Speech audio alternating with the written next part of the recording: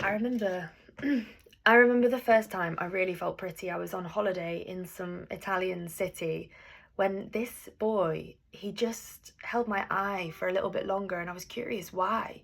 I turned around, I looked over my shoulder and he had looked back. He was about 3 years older than me and I felt this huge sense of pride.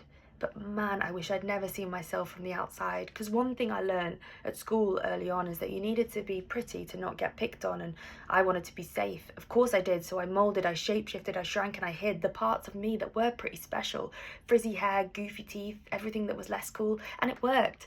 And I pretended I just didn't care that it took me 3 hours to straighten my hair. I got just pretty enough to be protected from pain. I would never get picked on again. And yet there I was, fearing it being snatched away, that what had saved me would just leave me one day. So you have to cling on the best way you can. And for me, what better way than by getting a tan? Because everybody said I looked better with a tan, and it felt like a success, that I can get darker. And I thought, yeah, this is it. I get praise if the boys at school think I'm fit. And then I felt safe, knowing I'd finally achieved what I'd set out to. I was so relieved to finally have it here in my hands. But nobody told me it was like holding sand, and it will and it, you can't hold it forever. It will slip away and you will be left to face literally a reckoning one day when you look in the mirror and you start noticing lines, and fundamentally you know that this should be fine.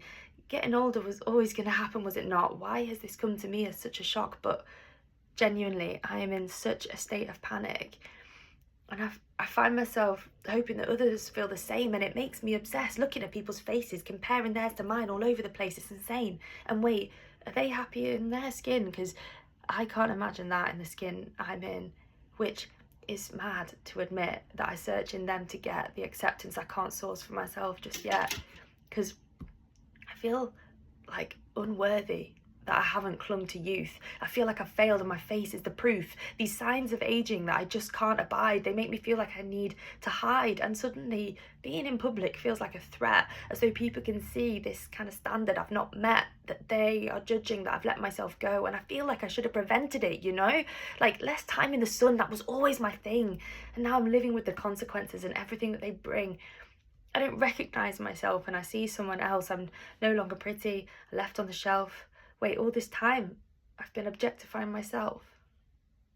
So is there something deeper going on? Why do I feel unlovable if my youth is gone? And why do I associate beauty with age?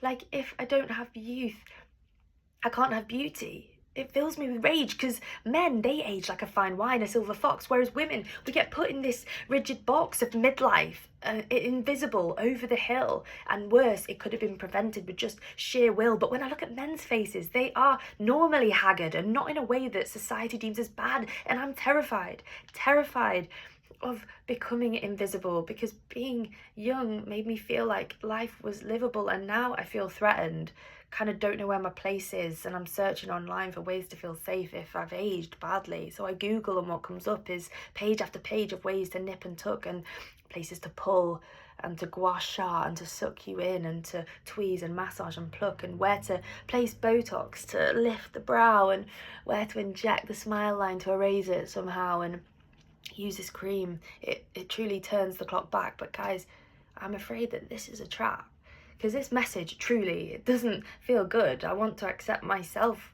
as I should, but this is harder than I ever imagined, and it's keeping me from connecting with people, which is sad. And I can't wait to look at myself when I'm 80 and see a face that reminds me of the weight of the life that I've lived, the stresses, the travel, because it's all a part of what's helped me to unravel, to becoming, to come home, to a place that I can rest, to a place I can enjoy myself and feel at my best, because I don't give a shit anymore about beauty. It's the biggest con in the world to me, and I might not get there to 80. That's the reality, that the next 50 years are not guaranteed to me, and I don't want to look back and regret all the years that I obsessed in the mirror and accumulated fears like, what if life's harder and no one opens the door to me when I walk through it anymore? What if my partner falls out of love? What if being older means I'm not enough? But I found this video while scrolling on my phone about archetypes, the maiden, the mother, the crone, and that if we get work done and plasticify our faces, that we don't allow ourselves to move through these phases, we keep ourselves stuck in this purgatory. And I really do not want that for me, because truly it feels like more like a hell. And I want to value what's underneath the shell. I want to experience my face as the mother. And it's not about kids, but about being in service to others. The passing of wisdom that comes with age, that comes with wrinkles and saggy skin on my face. And the crone is a phase I'm most excited about, because I heard it's the place you can truly be without box, on the other side of this stuff that society tells us we need to be enough, where what we wear is more important than fashion. It's warmth, it's a deep knowing, and it's a compassion for others, but most crucially for self.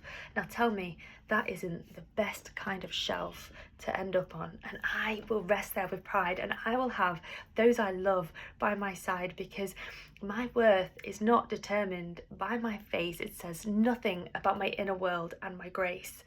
And that people I love will love me regardless.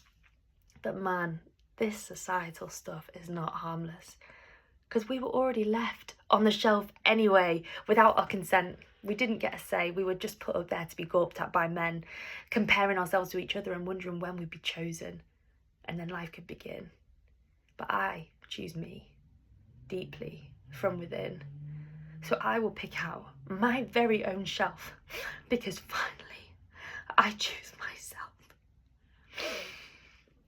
When I started writing this in the notes app on my phone, I titled it, "Oh, the magic of becoming a crone."